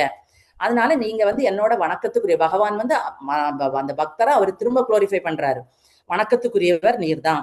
ஏன்னா நீங்க வந்து என்ன சித்தப்பாவா இருக்கிறதுனால நான் கண்டிப்பா உங்களை என்ன செய்யணும், பாதுகாக்கணும். எப்படினாலும் நம்ம வீட்டுல பேரண்ட்ஸ் இருந்தா நம்ம அவங்கள பாதுகாக்கணும். உம குழந்தைகள்ல நானும் ஒருவன், அதனால உமக்கு பாதுகாப்பு தர வேண்டியது என்னோட கருணை அப்படின்னு அக்ரூவர்கிட்ட பகவான் சொல்றாரு. இதை தவிர இந்த உறவை தவிர இன்னும் மேலும் நீ வந்து நல்ல ஒரு பக்தர், நீ எப்பவுமே எல்லாருக்கும் நல்லது செய்யறது தான் நீ விரும்புவ. நீ தேவர்களை விட சிறந்தவர். அக்ரூரா சொல்றாரு பகவான், நீ தேவர்களை விட நீ சிறந்தவர். நீ வந்து புலன் திருப்தியை நாடி மக்கள்கள் வந்து தேவர்களை வணங்குவாங்க. நிறைய பேர் நம்ம தேவர்களை வணங்குவாங்க. அவங்க வந்து ஏதோ அவங்களோட வேண்டுதல் நிறைவேறணும்னு பண்ணுவாங்க. ஆனா அந்த வேண்டுதல்கள் வந்து உடனே நிறைவேறாது, கொஞ்சம் காலம் கழிஞ்சு நிறைவேறலாம், நிறைவேறாமல் இருக்கலாம். ஆனா உன்னை போன்ற பக்தன் வந்து மக்களுக்கு எப்பவுமே நல்லது செய்யணும், அதுக்கு வேண்டி தயாரா இருக்கிறான். புனித பண்பு, அதாவது நல்ல ஒரு பண்பு இருக்கிறவனும் பக்தனும் எப்பவுமே என்ன நினைப்பாங்கன்னா, அடுத்தவங்களை கஷ்டப்படுத்தக்கூடாது, அடுத்தவங்களுக்கு நல்லது செய்யணும், அதை அப்படின்னு நினைக்கலாம். அதே போல இப்ப நம்ம வந்து ஒரு நல்ல இது கிடைக்கணும்னா நம்ம என்ன செய்வோம், பாவம் தீரணும்னா நிறைய புனித தலத்துக்கு போவோம். அதெல்லாம் ஒண்ணும் வேண்டாம். உங்களை போன்ற பக்தர்களுக்கு வந்து நீங்க என்ன செய்த, உன்னை போன்ற பக்தர்களுக்கு மக்கள் தொண்டு செய்தாலே, சேவை செய்தாலே அவங்களோட இதெல்லாமே நிறைவேறும், அவங்களோட விருப்பங்களை எல்லாமே உடனே நிறைவேறும், அவங்களுக்கு புண்ணியம் உண்டாகும். அதனால நான் எப்பவுமே என்ன செய்யறேன்னா, தயவு செய்து நீங்க வந்து என்னை நான் வந்து இப்ப எல்லாமே சொல்லிட்டு எப்பவுமே நான் உங்களை பாதுகாக்க வேண்டிய இடத்துலதான் இருக்கிறேன், எப்போதும் உங்களுக்கு நல்லது செய்யணும் மட்டும்தான் இருக்கிறேன். அதனால நான் என்ன செய்யறேன்னா, இப்ப வந்து ஹஸ்தினாபுரத்துக்கு பாண்டவர்கள் என்ன செய்யறாங்கன்றத நான் பார்க்கணும். முதல்ல இப்ப குப்தாவை பார்த்து அவங்களே கொடுத்தாச்சு, அடுத்து அக்ரூரரை சமாதானப்படுத்தியாச்சு. அடுத்து அவர் எங்க போறாருன்னா, ஹஸ்தினாபுரத்துல பாண்டவர்கள் வந்து இருக்காங்க. அதாவது பாண்டவர்கள் வந்து என்ன செய்தாங்கன்னா, சின்ன வயசுலயே அவங்களோட அப்பாவை இழந்ததுனால பகவானுக்கு அவங்க மேல ஒரு அக்கறை எப்பவுமே இருக்கு. அப்ப இப்ப கொஞ்ச காலமா பிரிஞ்சு இருக்கிறதுனால இப்ப அவங்க என்ன பண்றாங்கன்னு உள்ளதை தெரியணும். அவருக்கு தெரிஞ்சு அதுக்கு தக்கன அவங்களுக்கு ஏதாவது ஒண்ணு செய்யணும் அப்படின்னு அக்ரூரர்கிட்ட சொல்றாரு. சொல்றாரு, அப்ப நீங்க போய் ஹஸ்தினாபுரம் போய் அங்க என்ன நடக்குது, இந்த அதாவது பாண்டுவோட மரணத்துக்கு பின் அந்த குழந்தைகள் எல்லாம் என்ன செய்யறாங்க என்ன உள்ளதை கேட்டு எனக்கு சொல்லுங்க. அதாவது அவங்க வந்து திருதராஷ்டிரர் வந்து அவங்கள கஷ்டப்படுத்துறாங்க. அவர் பிறவி குருடன், பிறவியில அவர் குருடன் மட்டும் இல்லாம பௌதீகமாவும், அதாவது அவர் வந்து தனக்கு மகன் துரியோதனன்ட்ட ரொம்ப அவருக்கு வந்து கண்ணு கிடையாது. ஆனா ஆன்மீகமாகவும் அவன் வந்து துரியோதனன் கொண்டிருந்த ஒரு மூடத்தனமான அன்பினால அங்கேயும் அவன் ஆன்மீக குருடனாகவும் இருக்கான். அதாவது பௌதீகமாகவும் அவன் குருடன். இன்னொன்னு சிலவங்க வந்து பார்ப்பாங்க, பிள்ளைகள் வந்து என்ன தப்பு செய்தாலும் எனக்கு பிள்ளை பண்ண மாட்டான், எனக்கு பிள்ளை அப்படி பண்ண மாட்டான். இப்ப ஸ்கூல்ல படிக்கிறாங்கன்னா அவர் பையன் தப்பு பண்ணா உடனே போய் டீச்சர்கிட்ட போய் என்ன சொல்லுவாங்கன்னா, என்னோட பையன் செய்ய மாட்டான், அவனுக்கு ஃப்ரெண்டு தான் என்ன செய்ய வச்சான், அந்த ஃப்ரெண்ட்ஸு கூட சேர விடாதீங்க, அவன் சேர்ந்ததுனாலதான் இவன் இப்படி பண்றான், அப்படி எல்லாம் சொல்லுவாங்க. ஆனா கண்டிப்பா தன்னோட பையன் தான் அவனையும் பண்ண வச்சிருப்பான்னு உள்ள எண்ணம் அவனுக்கு வரமாட்டேங்குது. அப்போ அப்படி எல்லாமே அந்த திருதராஷ்டிரன் வந்து அவங்கள ரொம்ப கஷ்டப்படுத்துறாரு, பாரபட்சமா நடந்துக்கிறாரு. எனவே நீ அங்க போய் என்ன செய், அவர் திருதராஷ்டிரர் எப்படி நடத்துறாரு, அவங்க என்ன கஷ்டப்படுறாங்கன்னு உள்ளதெல்லாம் கேட்டு எனக்கு சொல்லுங்க. நான் அப்போ அவங்களுக்கு எப்படி உதவலாம் அப்படின்னு நான் என்ன செய்யறேன், திங்க் பண்றேன். இப்படி பகவான் வந்து என்ன செய்யறாருன்னா அக்ரூரரை ஹஸ்தினாபுரத்துக்கு அனுப்புறாரு. அனுப்பி அடுத்து பாண்டவர்களா என்ன செய்யணும், அவருக்கு பாண்டவர்கள்ட்ட போய் அவங்கள ரட்சிக்கிறதுக்கு என்ன வழி அப்படின்னு உள்ளதை அவர் யோசிச்சு இப்ப என்ன செய்தாச்சு, அக்ரூரரை ஹஸ்தினாபுரத்துக்கு அனுப்பியாச்சு. அடுத்து பலராமரையும் உத்தவரையும் கூட்டிட்டு அவர் இப்ப என்ன செய்யறாரு, அவரோட இருப்பிடத்துக்கு போறாரு. ஹரே கிருஷ்ணா. அதாவது பகவான் வந்து இதுல இருந்து என்ன தெரியுதுன்னா, கிருஷ்ணர் வந்து எப்பவுமே தமது பக்தர்களின் அன்பை வந்து ரொம்ப மதிப்பாரு.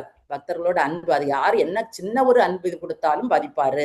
அதாவது அவர் வந்து நம்ம அன்போட செய்யக்கூடிய ஒரு சிறிய சேவையை கூட அவர் மகிழ்ச்சியா ஏற்றுப்பாரு, அதை மறக்கிறது இல்லை. ஏதாவது ஒரு தருணத்துல அதை நமக்கு திருப்பி அவர் கண்டிப்பா பண்ணுவாரு. உண்மையான பக்தி வந்து நம்ம கொடுக்கக்கூடிய பொருளால அல்ல, நம்ம என்ன பெரிய ஒரு இதை செய்தோம், ட்ரெஸ்ஸை எடுத்து வச்சோம் அல்லது அதை கொடுத்தோம் இதை கொடுத்தோம் அப்படின்னு கிடையாது, பொருளால அல்ல. நம்ம எவ்வளவு உண்மையான அன்பு வச்சிருக்கோமோ அதை வச்சுதான் பகவான் மெஷர் பண்றாரு நம்மளோட இதை.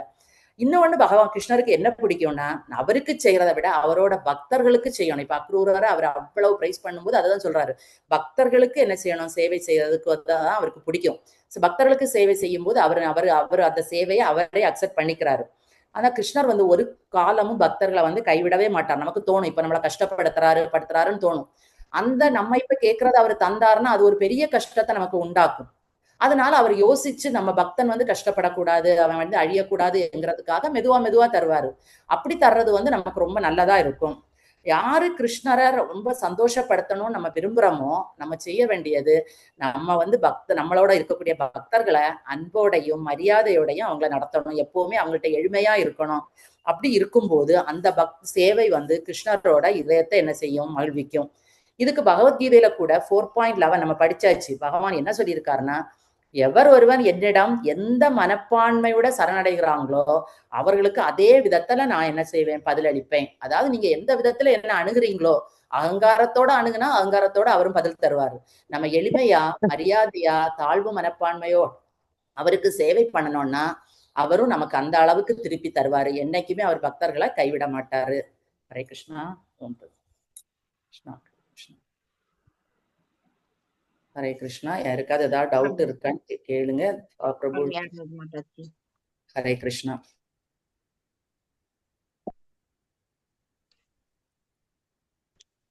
அந்த பொண்ணு பேரு குப்ஜா தானம்மா? குப்ஜா. ஆல்ரெடி நம்ம அந்த கதை படிச்சுட்டோம். ரசராணி மாதிரி ஆமா, அந்த கதை படிச்சிட்டோம். ஹரே கிருஷ்ணா. சூப்பர் நல்லா இருந்துச்சுங்கம்மா. ஹரே கிருஷ்ணா. ஹரே கிருஷ்ணா. நீங்க சொன்னது திருப்பி நாங்க ரீகேப் பண்ற பார்த்தா. ஹரே கிருஷ்ணா. ஹரே கிருஷ்ணா மாதாஜி. ஹரே கிருஷ்ணா மாதாஜி. ஹரே கிருஷ்ணா மாதாஜி. நல்லா இருக்கு. சொல்லுங்க பிரபு. இப்ப கிருஷ்ணரோட ஏஜ் என்னவாகும், மாறி இருக்குமா இல்ல? இப்ப அவரு கிருஷ்ணரோட ஏஜ் முதலில கிருஷ்ணரோட ஏஜ் 8ன்னு பார்த்தோம். அதுக்கப்புறம் கிருஷ்ணரோட ஏஜ் 9ன்னு சொன்னாங்க. இப்ப கிருஷ்ணரோட அதே ஏஜ்ல இருப்பாங்களா, இப்ப ஏஜ் மாறி இருப்பாங்க? ஏஜ் ஒரு நிமிஷம் பிரபு, நான் கேக்குறேன். பிரபு இருக்கிறாங்களா? 16 இருக்கும்னு நினைக்கிறேன். 11 பிரபு, 11. ஹரே கிருஷ்ணா. 11. தேங்க்யூ மாதாஜி. ஹரே கிருஷ்ணா பிரபு. ஹரே கிருஷ்ணா. ஹரே கிருஷ்ணா மாதாஜி. அப்ப இனிமே அடுத்து வந்து அவங்க அஸ்தினாபுரத்துக்கு போகும்போது இப்ப வந்து நீ அடுத்து பாண்டவர்களை நோக்கி போகும் கதை, அப்படிதான். அவர் இனிமே பிருந்தாவனத்துக்கு வந்து அங்க உத்தவர் அனுப்பிச்சு அங்க பார்க்க சொல்லிட்டாரு. இப்ப இங்க இருந்து மதுரையில இருந்து இப்ப ஒரு ஹஸ்தினாபுரத்துக்கு பிளான் அடுத்த கட்டம் அப்ப அங்கிட்டு போவாங்க. ஆமா அடுத்து போவாங்க பிரபு. அடுத்தது அங்க போய் திருதராஷ்டிரோட கெட்டான அந்த இதெல்லாம் பார்த்து அவங்களுக்கு பாண்டவர்களுக்கு சப்போர்ட் பண்ணுவாங்க. ஓகே, ஒவ்வொரு பக்தர்களையா அவரோட பக்தர்களை அவர் திருப்திப்படுத்திக்கிட்டே ஒவ்வொருத்தரா வர்றாரு. பார்த்துட்டு போயிட்டு வர்றாரு. ஓகே, ஹரே கிருஷ்ணா பிரபு. ஹரே கிருஷ்ணா. தேங்க்யூ மாதாஜி. ஹரே கிருஷ்ணா. வித்யா ஹரே மாதாஜி. கிருஷ்ண மாதாஜி. ஹரே அவரோட கிருஷ்ணா. லீலைகள் வந்து மதுரால 13 ஆண்டு காலம் தானே மாதாஜி நடந்தது. 13 இயர்ஸ். அவரு வந்து சண்டை போடும்போது அவரோட ஏஜ் வந்து 89. குருஷேத்திர போர்ல அவரோட ஏஜ் ஆமா வந்து 189. ஆமா அவரோட பிரபு. முழு Yes. ஆயுட்காலம் வந்து 125. லீலா வந்து 13 இயர்ஸ் தான் நடத்தினார். Till 13 years he was in Mathura. Hare Krishna. Hare Krishna. அது கரெக்டா. ஹரே கிருஷ்ணா. அதுக்கப்புறம் தான் இந்த பாரத போர் வருமா மாதாஜி? ஹஸ்தினாபுரம் போனதுக்கு அப்புறம் தான். ஆமா எல்லாம் படிப்போம் மாதாஜி. எல்லாம் படிப்போம். இனி எல்லாமே இதை படிச்சிடும். கிருஷ்ணாவோட அவ்வளவு இதுவும் படிச்சிடும். இந்த இதுல நிறைய சாப்டர்ஸ் இருக்கு. அது ஹரே கிருஷ்ணா. வித்யா மாதாஜி ரீகேப். மாதாஜி நான் தான் மாதாஜி. ஓகே. ஹரே கிருஷ்ணா. பிரபு பாதாக்கு ஜெய். பகவான் எங்கும் இருக்கிறார். பகவான் எங்க இருக்கிறாருன்னு காட்ட சொன்னா யாராலையும் காட்ட முடியாது. காற்று அடிச்சா உணர முடியும். ஆனா அது காற்று எங்க எப்படி இருக்குதுன்னு நம்ம நினைக்க முடியாது. அது பிரேமை 3D படம் பார்க்குறப்ப கண்ணாடி போட்டு தான் படம் பார்க்க முடியும். அதே மாதிரி கிருஷ்ணர் உணரணும்னா பிரேமையை நம் கண்ணால பார்க்கணும். குடிக்கிற தண்ணியில கிருஷ்ணர் இருக்காரு. அந்த சுவையில கிருஷ்ணர் இருக்காரு. வேதத்தின் ஒளி ஓம் எனும் மந்திரம், அந்த மந்திரத்துல கிருஷ்ணர் இருக்கிறார். பகவான் இருக்கிறார். மனிதர்களின் திறமையிலையும் பகவான் தான் இருக்கிறார். பிரபுபாதா வந்து அமெரிக்காவுக்கு முதல் முறையாக போகும்போது அந்த நாட்டில் உள்ள மக்கள்லாம் ஒழுக்கமின்மையால் இருந்தார்கள். அவங்க கிட்ட போய் கிருஷ்ணரை பத்தி சொல்லும் போது அவங்களுக்கு அது புரியல. அவங்களுக்கு எப்படி சொல்லலாம் புரியும்னு, தண்ணி குடிச்சா தண்ணியில் உள்ள சுவை கிருஷ்ணர் சொன்னா அவங்களுக்கு புரியாது. அவங்க நிறைய தண்ணி அடிப்பாங்க. அப்ப அந்த தண்ணியில் உள்ள சுவை தான் கிருஷ்ணா அப்படின்னு அவங்களுக்கு கொஞ்சம் கொஞ்சமா சொல்லி அவங்க கொஞ்சம் கொஞ்சமா அதுல இருந்து வெளியே வரவழைக்கிறாரு. அப்புறம் கிருஷ்ண உணர்வு அவங்களுக்கு கொடுக்குறாரு. தண்ணியை குடிக்கும் போது தாகம் அடங்கும்.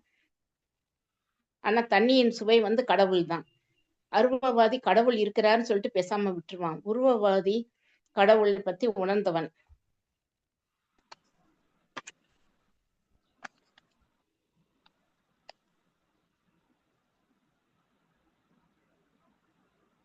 சூரிய சந்திர சக்தியும் பகவான் தான். சூரிய ஒளியும் சந்திர ஒளியும் பகவானின் இரு கண்கள். ஒருவனுக்கு திறமை இருக்கும்போது பகவான் அந்த திறமையை வந்து பகவான் தான் கொடுத்திருக்கிறார். உனது புலன்கள் எப்பொழுதும் திவ்யமா இருக்கும்போது கிருஷ்ணரின் உணர்வில் கண்டுபிடிக்க முடியும். முழுமையாக பரிபூரணமாக உணர முடியும். பாகவதம். கிருஷ்ணர் பக்தர்களை திருப்திப்படுத்துகிறார். எனது பக்தர்கள் மிகவும் பிரியமானவர்கள். உத்தவரை வந்து பிருந்தாவனத்துக்கு அனுப்பியிருக்கிறாரு. அவர் அங்கு போய் எல்லாவற்றையும் பார்க்கிறாரு. கிருஷ்ணர் கேட்கும் திருப்திப்படுத்த அந்த பக்தர்களுடைய நிலையை கேட்கிறாரு கிருஷ்ணர் வந்து. அப்ப உத்தவர் வந்து அங்குள்ள சூழ்நிலையை பத்தி எல்லாம் சொல்றாரு. திரும்ப வந்து மதுராவுல வந்து இவர் கிருஷ்ணரும் பலராமன் வர்றப்ப குப்ஜான்ற ஒரு பொண்ணு, கூன் வடிவத்தில் இருக்கிற பொண்ணு வந்து சந்தனம் வச்சுட்டு கம்சனுக்கு கொண்டுட்டு போய்கிட்டு இருக்காங்க. அப்ப கிருஷ்ணர் கேட்கிறாரு, இந்த சந்தனம் யாருக்கு கொண்டு போறேன்னா நான் கம்ச மன்னனுக்கு கொண்டு போறேன்னு சொல்றப்ப எனக்கு கொடுன்னு கேக்குறாங்க. சரின்னு சந்தோஷமா அந்த கொடுக்குறாங்க. அப்போ கிருஷ்ணர் வந்து குப்ஜாவின் முதுகு லேசாக தடவி தர்றாரு அன்போடு. அப்ப முதுகு வந்து நிமிந்துருது. அப்ப அன்போட சொல்றேன், எங்க வீட்டுக்கு வரணும் கண்டிப்பா அப்படின்னு சொல்றப்பல சரின்னா வீட்டுக்கு போறாங்க. கிருஷ்ணர் போறாரு. கிருஷ்ணர் போனா குப்ஜா வந்து மேக்கப் பண்ணி செஞ்சு தன்னை அழகுபடுத்திக்கிட்டு கிருஷ்ணரை வரவேற்கிறான். வரவேற்ற உடனே எல்லாம் செஞ்சு படுக்கை இறக்கி பெட்டுக்கு கூட்டிட்டு போறா. உட்கார வச்சு அவ சிறு காம உணர்வோட அவர் பகவானிடம் உட்கார்ந்துருக்கான். அப்ப பகவான் வந்து அவளுடைய காலை பிடிச்சு காலை கழுவி அந்த தண்ணியை தொழில் பண்றாரு. அப்பவே அவளுக்கு பாதி உணர்வு காம உணர்வு குறைஞ்சு போகுது. திரும்ப பகவானுடைய காலம் நெஞ்சில வைக்கிறப்ப எல்லா உணர்வுமே மறைஞ்சு போகுது. அப்ப பகவானை வந்து அவ வந்து தன்னுடைய கடவுளா நினைச்சுக்கிறான். ஜட கர்மத்திலிருந்து வெளியே வரணும்னா பகவான் அடைய திருப்திப்படுத்த முடியும். பகவானிடம் சேவகனாய் இருக்க விரும்புகிறார். சாரி மாதாஜி. அக்ரூரை வீட்டுக்கு போறாங்க பலராமரும் கிருஷ்ணரும். அக்ரூர் பகவானை வரவழைச்சு வீட்டுல உட்கார வைக்கிறாரு. இருப்பிடம் சிம்மாசனம் கொடுத்து உட்கார வச்சு அவர் காலை தடை கொடுக்கிறாரு. உத்தவரை கட்டி பிடிக்கிறாரு. பகவானையும் பலராமரையும் காலில் விழுந்து வணங்குறாரு. வணங்கிட்டு உட்கார வச்சு உட்கார்ந்த உடனே அவருடைய காலை எடுத்து கழுவி தண்ணீரை தலையில் தெளிச்சுக்கிறாரு. அவர் காலை மெல்ல வருடி விடுறாரு. பகவான் வந்தது எனக்கு எவ்வளவோ, எனக்கு வீட்டை புனிதப்படுத்திட்டீங்க, நீங்க வந்தது நான் பெரிய கோடீஸ்வரன் அப்படின்னு சொல்றாரு. ஆமா மாதாஜி. அப்புறமா அவர் அக்ரூரை ஹஸ்தினாபுரத்துக்கு அனுப்பி வைக்கிறாரு. பாண்டவர்களையும் எப்படி இருக்காங்கன்னு நீங்க அங்க போய் பார்த்துட்டு வாங்க. அவர் திருதராஷ்டிரன் குருடு மட்டும் இல்ல, அவர் மனக்குருடாவும் இருப்பாரு. துரியோதனன் மேல உள்ள அன்பால பாண்டவர்களை கொடுமைப்படுத்தலாம், நீங்க போய் பாருங்க அப்படின்னு சொல்லி அனுப்பி வைக்கிறாங்க. அக்ரூரை அங்க ஹஸ்தினாபுரம் போறாரு. கிருஷ்ண உணர்வை அறிபவன் பாக்கியவான். கிருஷ்ணரை அறியாதவர்கள் மயக்கத்தில் உள்ளனர். எனவே கிருஷ்ணரை அறிவது முக்தி, அவரை அறியாததோ பந்தப்பட்ட நிலை. தேங்க்யூ மாதாஜி. ஏதோ முடிச்ச வரைக்கும் லேசா சொல்லிட்டேன் மாதாஜி. ஹரே கிருஷ்ணா மாதாஜி.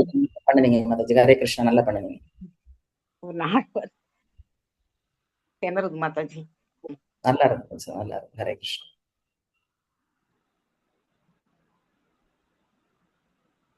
ஹரே கிருஷ்ணா மாதாஜி.